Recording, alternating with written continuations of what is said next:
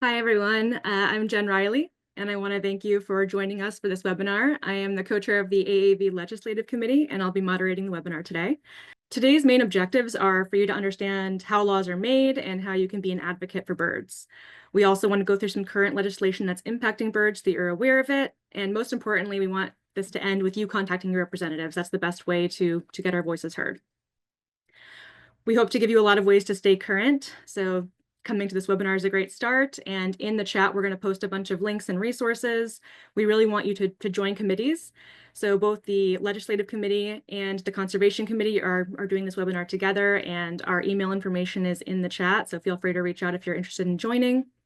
We have the AAV Legislative Updates website, which is also in the chat. And this is updated a couple times a year with current legislation so that you can stay current on what AAV is following. We also have the conservation note emails. We have social media. The AAV social media pages are great for staying up to date on legislation, as are American Bird Conservancy, Audubon, Cornell Lab. There's a bunch of sites out there. And then the last thing I wanted to talk about is the AAV's House of Delegate seats. So the House of Delegates is a group of state and allied group representatives that set association-wide policies for AVMA and elects the House Advisory Committee. And AAV is currently the only group in the HOD that represents veterinarians treating non-domestic species. So we only have this seat because we have enough AAV members who are also AVMA members. And other groups that we're all members of, groups like ARAV, AAMV, AAZV, they don't get to vote on these policies because they don't have enough of those seats. So we make it a priority to really represent all vets working with non-traditional species. And you guys can help us keep this important position by keeping your AVMA membership current or by joining if you're not currently a member. So without further ado, I would like to introduce our presenters for today. The first one I'll mention is one of our conservation co-chairs, Dr. Nikki Basit. And she is a veterinarian working in California in small animal exotic practice, covering as needed for International Bird Rescue Center's San Francisco Delta location. Nikki has been involved with AAV since she was a student and has been a leader in the Conservation Committee since 2018. She works remotely with Fundación Amaru, a conservation organization in the Ecuadorian Andes that holds land trusts and fights wildlife trafficking abroad. The other Conservation Committee co-chair is Dr. Maria Passarelli. She graduated from University of Pennsylvania School of Veterinary Medicine in 2016 and obtained a graduate certificate in wildlife forensics and conservation from University of Florida in 2024. She works with avian, exotics, and wildlife. My legislative co-chair, Dr. Crystal Wu, graduated from veterinary school at University of Illinois and then completed 3 internships, 1 in small animal and 2 in wildlife medicine. She also earned a master's degree from the University of Edinburgh in conservation medicine while working full-time in a wildlife hospital. And currently she works at a shelter and volunteers in a wildlife clinic. She is the other co-chair of AAV's legislative committee. I'll be presenting today as well. I am currently the hospital director at Blue Ridge Wildlife Center in Boyce, Virginia. I graduated from Tufts and then completed wildlife medicine internships in Belize at the Belize Wildlife and Referral Clinic, as well as Crow in Southwest Florida, and then followed that up with a zoo medicine fellowship at Lion Country Safari before starting at Blue Ridge. Next up, Dr. Nikki Bisich will be talking about some of the current conservation-oriented legislation. So go ahead, Nikki. Hi, everyone. Thank you so much for attending here on a weekend morning and giving us a little bit of your time. Before I dive into some of the more important acts and bills that we have in place to protect birds in the United States, I just kind of wanted to give a broader picture of what birds we're trying to protect and why, for our international attendees especially. In the USA specifically, so not including all of North America, Canada, and Mexico, obviously increase our diversity significantly. But we have anywhere between 700 and 800 migratory and residence bird species, of which over a third are marked for intensive conservation action. The way that we assess bird populations and if they're trending upwards or downwards is a combination of data from private and governmental organizations such as the US Geologic Survey, Cornell Lab of Ornithology's eBird status, so get out there and do some citizen science, go bird watching. National Audubon Society's Christmas bird counts provides us a nice stamp every year of where bird species are in terms of numbers. The US Fish and Wildlife Service has waterfowl and woodcock surveys, And there are significant shorebird surveys conducted by small private or state groups such as Manomet Conservation or Point Blue out here in California. And then we collaborate obviously with organizations in Canada and Mexico to kind of get the full picture of where these birds are breeding, how their numbers are declining. But in terms of those third of our bird species that are prioritized as conservation targets, many of those are identified as tipping point species where 50% of their population numbers have declined in the last 50 years. And why that should matter to us and why these pieces of legislation exist are because birds provide an incredible economic value, in addition to their obvious intrinsic value through biodiversity, beauty, providing joy for all of us, $40 billion a year. And that's pretty much just bird watching and hunting alone. And that doesn't even include a lot of the hunting sales. It's just permits for hunting ducks. And I know not everybody's going to agree with that, but our hunters are major conservationists here in this country.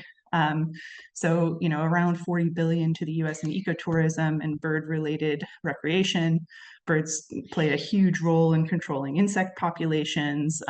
Mosquito control by swifts and swallows in farmland is significant. And when we lose those bird numbers, we have to pay for additional measures to control those pests. Birds disperse seeds. They help native plants spread and colonize new areas. They keep our ecosystems healthy. They pollinate things. Birds like turkey vultures and crows will remove dying or dead animals and prevent disease spread. And they cycle nutrients by dispersing, organic matter. And in some of the legislation that we're going to talk about, they contribute to basically fertilizing some farmland. So you've probably heard of the Migratory Bird Treaty Act. It's one of our biggest pieces of legislation that protects and regulates birds in the country. It was originally between the USA and Canada in 1918, and now it encompasses 4 international treaties: Canada, Mexico, Japan, and Russia. It provides the major teeth to reinforce protections for over 1,000 bird species, empowering US Fish and Wildlife Service to take action against people who are harming birds, taking bird nests, eggs. It helps us fight bird trafficking and unregulated killing of birds. The most important of which is an order called the Incidental Take Act. Incidental take under the Migratory Bird Treaty Act is important to industry, so private businesses and industry that impact birds. So thinking of putting up power lines, wind farms, solar farms, uncovered oil waste, and how those kill our birds. Under the Migratory Bird Treaty Act, this concept of incidental take, so these industries that aren't going out there intending to kill birds are killing birds, and we need some way to regulate and stop them, legally, to push them to take action to make those parts of their industry safer to wildlife. And very unfortunately, just 3 days before this webinar, the Department of the Interior has rescinded the Incidental Take Act again. And incidental take is incredibly important to protecting birds. So that's something, when we're keeping in mind about contacting our representatives, that's got to be something we want to talk about. Go on to the next slide. The Recovering America's Wildlife Act is something that hasn't quite passed yet. So when Madeline was talking about, how these bills become law, this is one that's kind of still in the pipeline. The latest action is that it was reintroduced after not passing the House and the Senate in 2022, in March of 2023. But the Recovering America's Wildlife Act is a huge bill that would add $1.3 billion in state fish and wildlife agency funding, and another $97 million in tribal wildlife conservation efforts. I don't know how many of you guys knew this, but there is a Native American Fish and Wildlife Service, and they are in charge of, a lot of the land held by tribal entities, which in the US is only 2% of our total land, about 56 million acres. Tribal lands have a great impact in restoring things like watersheds, and, the historic knowledge that we have of, where these birds were, their importance. So having an additional large act in the US where we're funding our tribal entities to empower them to protect species and protect prairie and protect grasslands is incredibly important. Again, talking about the just economic impact of America's wildlife too, it would generate up to 33,000 direct jobs in forestry, construction, and booster the outdoor recreation sector. We're all very sensitive about that right now as we're fighting for our national parks. The outdoor recreation industry is incredibly economically important, generates anywhere between 140 to 230 billion each year, which is almost half of what we generate in agricultural funds. So when in all of U.S. agriculture, which we're going to talk about here in the Farm Bill, that's anywhere between 500 to 700 billion dollars a year.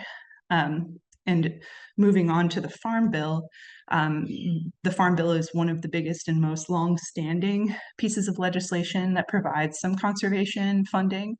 The Farm Bill traditionally is to support U.S. agricultural interests, promote disaster relief, making sure that farms stay sustainable, that, in drought years that we can protect farmers and help them restore their soils. It does have a lot of overlap with protecting our grassland species. So within the Farm Bill, again, thinking that U.S. agriculture is, an economic benefit, 500 to 700 billion for the country. Making our agriculture more sustainable, making it more economically viable. The Farm Bill that was introduced back in 2018, because there have been many different versions of the bill, I think 18 or 19 thus far. It's renewed every 5 years. We were supposed to have an update to it in 2023, 2024, but there hasn't been a new complete rewriting of the bill, which is a little bit concerning, especially with the administration that we have currently.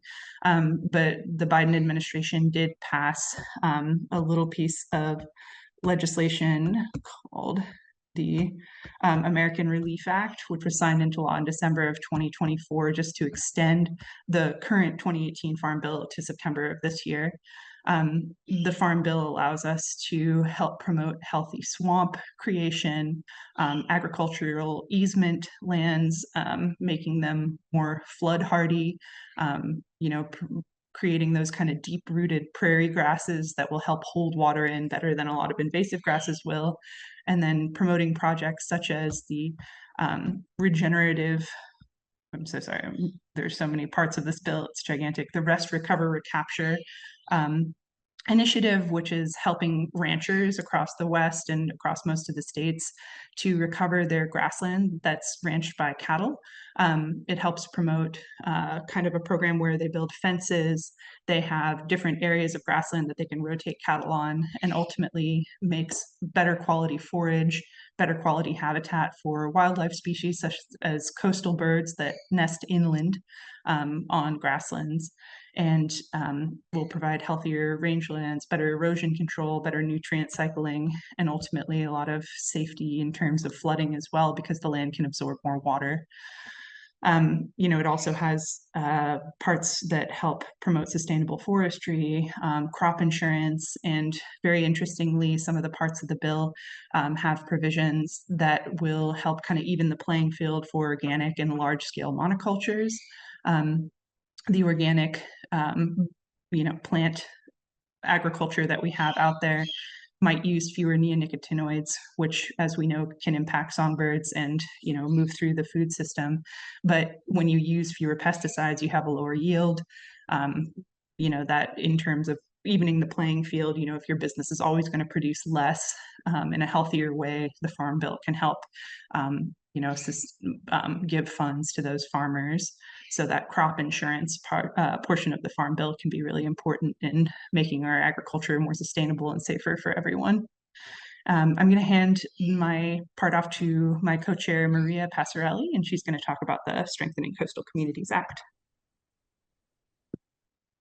Okay, thank you. So the Strengthening Coastal Communities Act is a bipartisan expansion of the Coastal Barrier Resources Act of 1982. The Coastal Barrier Resources Act prevented development in flood-prone areas and protected crucial habitat for at-risk wildlife species.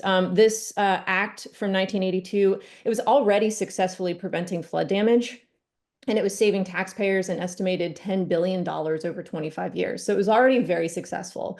But the Strengthening Coastal Communities Act is just expanding on this. It protects an additional 277,000 acres of undeveloped wetlands, beaches, and other coastal areas that act as a storm buffer for protected wildlife habitats and developed areas. It's also protecting developed areas from rising sea levels, from climate change, and it has a pilot project to evaluate upland areas for natural places for beaches and marshes to migrate to as sea levels rise. So the latest action on this, it was introduced to the Senate in September of 2023. In April 2024, there was an amendment that was proposed and passed. And then the act itself was passed in the Senate and sent over to the House of Representatives, where it's been hanging out ever since.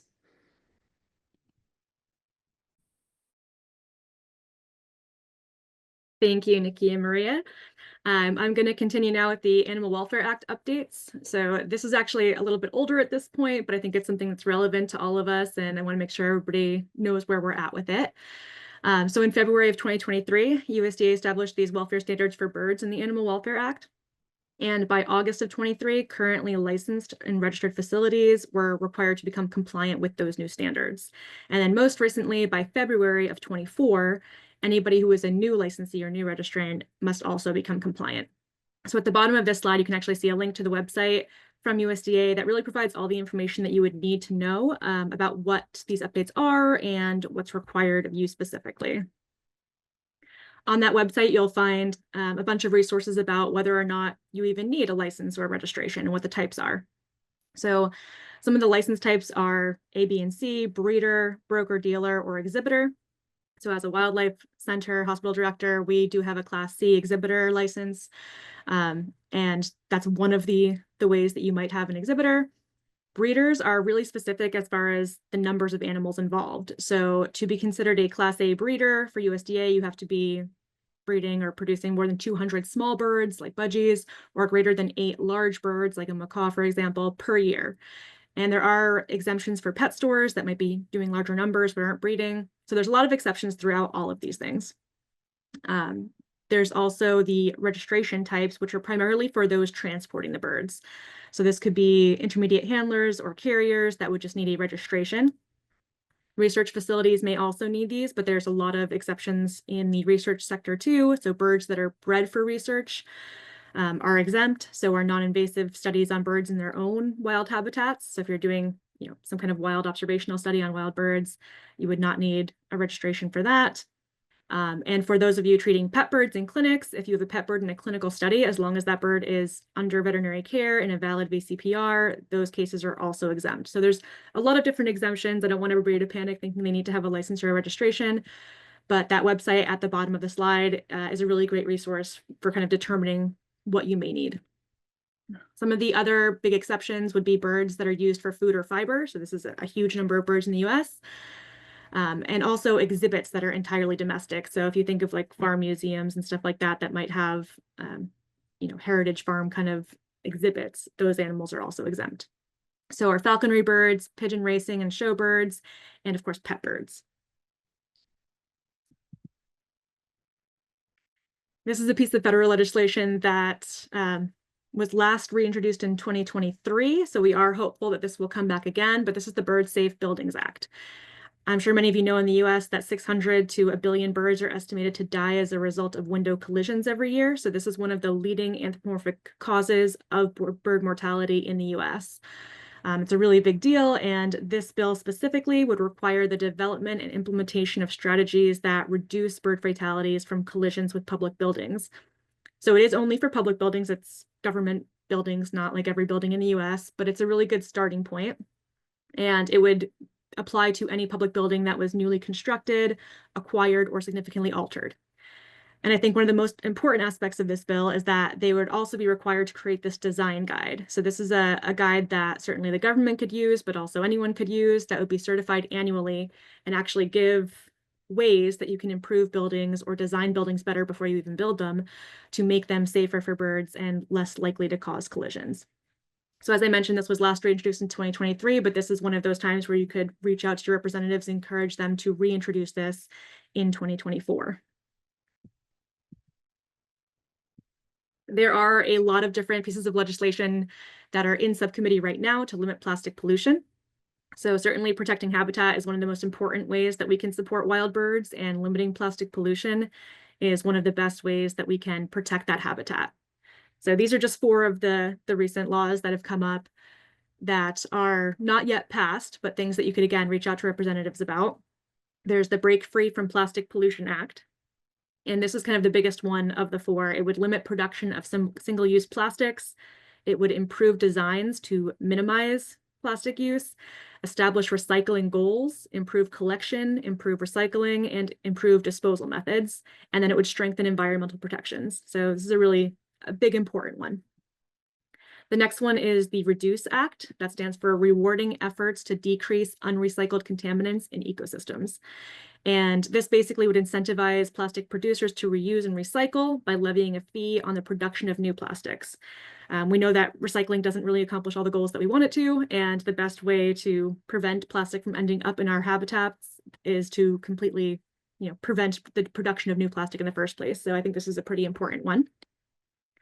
Reducing Waste in National Parks Act. This is obviously very national park specific, but still important. It would reduce disposable plastic products within the national park system, so things they sell and things they use. The Plastic Pellet-Free Waters Act would prohibit certain discharges of pre-production plastic into waters in the United States. So these are all kind of related bills, and I think that it would be important to reach out to representatives to not only let them know that you support this legislation specifically, you can pick any one of the bills and talk about how you support it, but also let them know that you support reducing plastic pollution in general, and you would support other legislation that does that, and just how important it is for protecting habitat for birds, and of course other wildlife. America's Conservation Enhancement Reauthorization Act. So this is a huge act with many sections and many parts to it. One of the sections that I personally think is most important is the Black Vulture Livestock Protection Program. So you may have heard of the Black Vulture Relief Act of 2023, which would have essentially just allowed livestock producers to kill black vultures, kind of negating any Migratory Bird Treaty Act protections they have. So this, I think, is a step up from that. I think it's still far from perfect, but in the Black Vulture Livestock Protection Program, one organization or state would hold the statewide depredation permit. So that entity would have to demonstrate their experience and ensure that sub-permittees, which would be the individual livestock producers in these cases, were compliant, that they were taking no more than they were allowed to take, that they were doing this in the most humane method possible, disposing of bodies in a humane method. So this was a way to give a little bit more accountability for these vultures that would be shot. So of course, there's the overall question of should livestock producers be allowed to kill black vultures at all? How valid are the claims that they're killing these numbers of livestock? I can say at least for our wildlife center, about 20% of our black vultures come in with gunshot wounds. Most of these are already old and healed. It's not their primary cause of admission. But it is scary for me that they are shot with lead. We see a lot of lead poisoning. We know that this just cycles in the environment. So I think that livestock producers are going to continue to shoot black vultures. It's something that they're very used to doing, unfortunately, but this would give a little bit more accountability to that and hopefully give them a method to do it legally and in more reasonable numbers. USDA has also been required to study the take levels of black vultures. The negative of that being that if they feel the population is sustainable, they could increase the number taken, but at least it would, allow things to be monitored. Another section of this act is invasive species control. So secretaries of the Interior and Agriculture are given $5 million total per year to create projects to manage invasive species. This does not include domestic cats, which I think are the biggest human cause of avian mortality, but there are a lot of other invasive species, and this allows them to have some money for the projects that manage them. And this is, of course, in addition to the state regulations that are already managing invasive species. America's Conservation Enhancement Reauthorization Act also has funding for projects through the North American Wetland Conservation Act and the National Fish and Wildlife Foundation. And these are both situations where money is given to protect, enhance, restore, manage basically wetland ecosystems for the North American Wetland Conservation Act, and just wildlife habitats in general for the National Fish and Wildlife Foundation. And all three of the bird species pictured below, the Cape May warbler, the roseate spoonbill, and the golden eagle, have all been involved in projects through the National Fish and Wildlife Foundation to protect their habitats. So this act in general has done a lot of really great things for wildlife throughout all the different sections, and there's even more than I'm able to talk about here. So definitely look into that one. And then one of the more recent ones is the Urban Bird Treaty Act. So this is not yet law, but it is at that stage where you could call and tell your representatives you support it. It's the Urban Bird Treaty Act. And this is a program that's now valid through 2031, or that's what they're proposing, to have 31 cities involved, getting $1 million annually to protect, restore, and enhance urban habitats for birds, and also to reduce urban hazards to birds. And I think one of the most important goals of this is to educate and engage urban communities into caring about wildlife conservation, bird conservation, and conserving the habitat. So this is something that a lot of inner city schools and kids are not getting, and I think this is a really important act to protect those birds that live in and around heavily urbanized areas. Next up, Dr. Wu will be highlighting some of the state-specific legislation that impacts birds. So remember that our legislative committee does not have representatives from every state, and certainly not from other countries. So if you are an international member, or if you are from whatever state, always feel free to email us at any time. My email address is in the chat. Even if you don't want to be a member of the committee, if you have state legislation that pops up, please let us know about it. It is a lot harder to find out about state legislation than some of the federal policies. So please make us aware of those as they come up. Crystal? Hi, everyone. Thanks for coming. First, we're going to cover Pollinator Protection Acts. And these are in multiple states, as you can see here, from California all the way to Washington. And the aim of these acts is to protect habitat. And that's for pollinators, the ones that you think of, like bees and butterflies, but also birds. And then ultimately, these affect all of the animals and us. And what these acts do is they limit the sale, the purchase, and the use of non-agricultural neonicotinoids, which are pesticides that are used for other things than agriculture. And this can be from direct sprays that are sold at stores to seeds that are coated in these chemicals. The next ones that we want to talk about, of course, are high path avian influenza. We have a lot going on in the United States. As most of you know, different states have different ways that they are responding to this and supporting monitoring as well by providing resources and trying to coordinate agencies. Emergency responses have been reported in Minnesota, California, and Michigan. There was one bill that was passed in Pennsylvania, and that actually set aside funds for these things. Other states have plans that were set in place once avian influenza became bigger in 2022. And there are probably many others, but it was a little difficult to find each individual state plan. Next up is the Alaska Subsistence Act. So this has been updated throughout the years. So last time that I'm aware of that it was updated was in 2023. But in this, there are a lot of local peoples in Alaska that have hunting traditions, and the government makes recommendations and looks at what the populations are of wildlife and tries to work with these people in order to preserve wildlife. So still allowing them to have their traditions while just setting limits and making recommendations on where these animals can be hunted. Free roaming cats. This is a big topic in many different areas. There are some states that have laws, some states that don't have laws, and just wanted to highlight one state, Virginia. So their aim was to manage free roaming cat colonies. There were two bills that were up in the houses And what they did was they brought together working groups of shareholders. So this could be shelters and the government and maybe some advocates as well. So there are a lot of shareholders that are affected by free roaming cats.